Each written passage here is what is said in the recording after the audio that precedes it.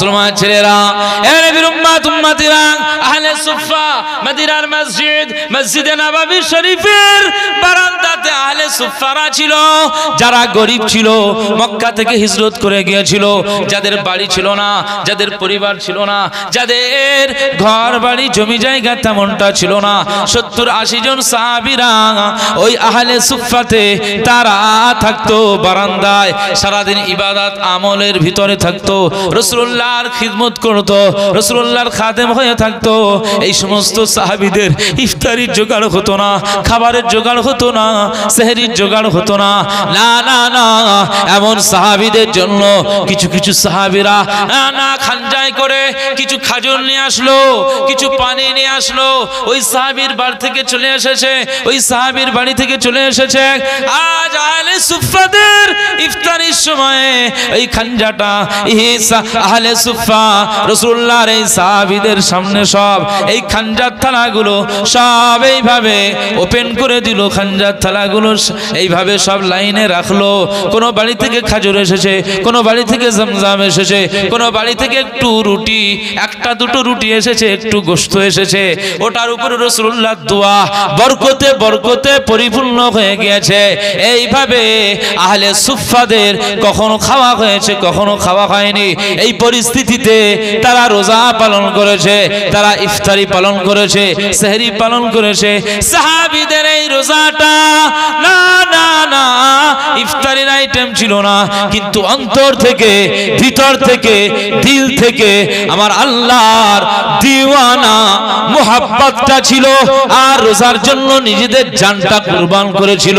এজন্য আমার আল্লাহ পাক মুস্তাফার সাহাবীদের এই না খেয়ে রোজা রাখা, না খেয়ে সেহরি পালন করা, না খেয়ে ইফতারি পালন করা, এই ইবাদতগুলো আমার আল্লাহ কবুল করে নিয়েছে। সুবহানাল্লাহ সুবহানাল্লাহ। সাহাবীদের সংগ্রাম, সাহাবীদের সাধনা, সাহাবীদের ত্যাগ ছিল কি? আমরা রোজার মাস আসলে আমাদের যত ব্যায়াম পেটের মধ্যে আসে, হ্যাঁ, যত ব্যায়াম সব আমার পেটে গ্যাস হচ্ছে। হুজুর, উস্তাদজি, হাফেজজি, আমি রোজা রাখতে পারিনি, রোজা রাখতে পারছি না, আমার সব যত রোজার মাসে এত কষ্ট হয় কেন তো কি জানি। আমি খুব রোজা রাখার চেষ্টা করি কিন্তু হয় না, পারিনি। ওর মনের খবর আল্লাহ ভালো জানেন না, জানেন না? ও যে ইয়ার, ও যে মানে কি বলা যায়, জেগে ঘুমাচ্ছে, চোখ বন্ধ করে রয়েছে, অথচ জেগে রয়েছে, ভান করে রয়েছে। এটা আমার আল্লাহ দেখছেন না, দেখেন না? পাকড়াও একদিন হতে হবে। মুসলমান ছেলেরা, এ নবীর উম্মত উম্মতিরা, মুস্তাফা দো জাহানের একজন সাহাবী হযরত ইবনে আবু হাইয়া আহমাশি রাদিয়াল্লাহু তাআলা আনহু, ফারুক আযম ওমর ইবনে খাত্তাব রাদিয়াল্লাহু তাআলা আনহুর পিরিয়ডে হযরত ইবনে আবু হাইয়া আহমাশি রাদিয়াল্লাহু তাআলা আনহু একটা জিহাদের ময়দানে গিয়েছেন। জিহাদের ময়দানে কাফের বেঈমানদের সাথে যুদ্ধ করতে করতে কাফেরদের তলোয়ার এসে লেগে গেল, কাফের তীর এসে লেগে গেল। ইবনে আবু হাইয়া আহমাশি রাদিয়াল্লাহু তাআলা আনহুর শরীরে যখন লেগে গেল, ওই অবস্থায় তিনি রোজা অবস্থায় ছিলেন, আর এই পরিস্থিতিতে তার শরীরে যখন তীরটা এসে বিঁধে গেল, তলোয়ার এসে লেগে গেল, এই অবস্থায় আবু হাইয়া আহমাশি রাদিয়াল্লাহু আনহুর শরীরটা প্রায় যায়, শরীরটা প্রায় যায়, না না না, রক্ত মুবারক, খুন মুবারক বার হতে লাগে। এই অবস্থায় নবী সাহাবীরা দেখতে পেয়ে হযরত ইবনে আবু হাইয়া আহমাশি রাদিয়াল্লাহু তাআলা আনহুর কাছে সবাই চলে গিয়েছেন। ওই ইবনে আবু হাইয়া আহমাশি রাদিয়াল্লাহু আনহু, তোমার এই ব্লাড, তোমার এই খুন মুবারক বার হচ্ছে, এই পরিস্থিতিতে আমরা তোমার এই খুন মুবারকটা কি করে বন্ধ করি?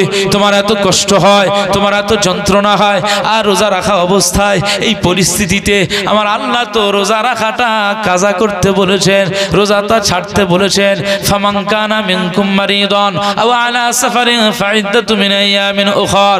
সূরা বাকারাতে আমার আল্লাহ বলেছেন, রোজা রাখা অবস্থায় কেউ যদি অসুস্থ হয়ে যায়, এই অবস্থায় এমন অসুস্থ হয়ে যায় যে এখনই মারা যাবে, এখনই মওত হয়ে যাবে, এখনই তার ইন্তেকাল হয়ে যাবে।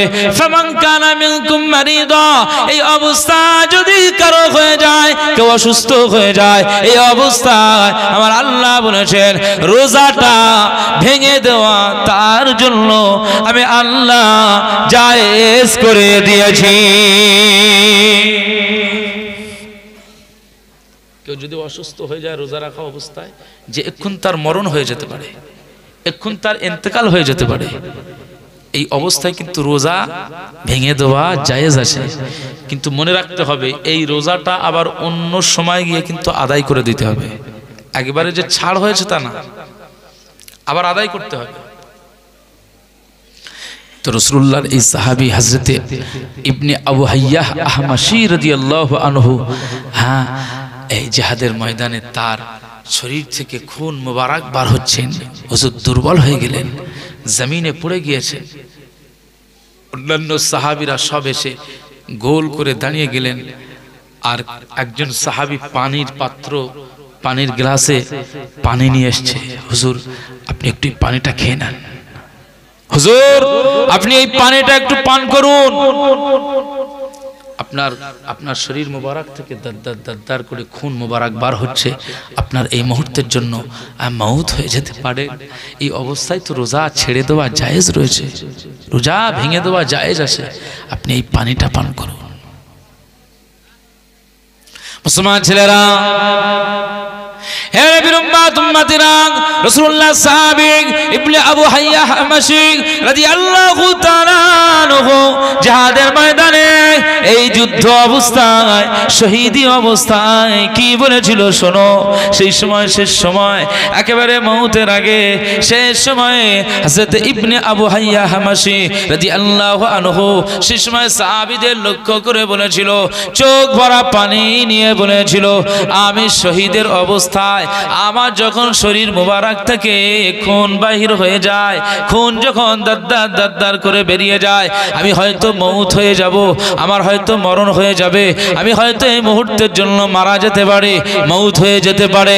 না না না, আমি ইবনে আবু হাইয়াহ আহমাশী রাদিয়াল্লাহু তাআলা আনহু, আমি সেই সুবহে সাদিক থেকে যে রোজা রাখার নিয়ত করেছিলাম, এই রোজাটা আমার আল্লাহর জন্য করেছি, এই রোজাটা আমার আল্লাহর জন্য করেছি। আমার এই অবস্থায় যদি মরণ হয়ে যায়, আমি শহীদ তো হচ্ছে, শহীদের তো একটা মাকাম রয়েছে, আমি কোনো পরোয়া করি না, আমি কোনো পরোয়া করি না। এই শেষ মুহূর্তে না না না, আমি রোজা ভেঙে দিতে পারি না, রোজা ছেড়ে দিতে পারি না। তোমরা আমাকে যতই জোর করো না কেন, আমি এই পানির পাত্রে চুমুক লাগাবো না। আমার শেষ নিঃশ্বাস যতক্ষণ আমি রোজা পালন করে যাব, আমার যদি মওত হয়ে যায়, আমি নবীজির সাহাবী হয়ে বলছে ইবনে আবু হাইয়াহ আহমাশী রাদিয়াল্লাহু আনহু জানিয়ে দিলাম, আমার মওতটাও যেন রোজা রাখা অবস্থায় মওত হয়ে যায়। সুবহানাল্লাহ, জোরে বলতে পারলেন না সুবহানাল্লাহ? মুসলমান, তাহলে একজন সাহাবী ইন্তেকালের মুহূর্তে পানির গ্লাস মুখের কাছে নিয়ে গিয়েছে, কোরআনের আয়াত দিয়ে বলছে, ফামান কানা মিনকুম মারিদা, কেউ যদি অসুস্থ হয়ে যায়, তারপরেও আমার আল্লাহ তার জন্য রোজা ছেড়ে দেওয়া, ভেঙে দেওয়া জায়েজ করেছে, তুমি এই পানিটা খাও না। রাসূলুল্লাহ সাহাবী বলছেন, না, আমি এই মুহূর্তে এই পানিতে আমি চুমুক লাগাতে পারি না, আমার এই অবস্থায় যদি মওত হয়ে যায়, শহীদের মাকাম পাবো, আর রোজা রাখা অবস্থায় আমি আল্লাহর দরবারে হাজির হয়ে যাব। একবার জোরে বলুন সুবহানাল্লাহ।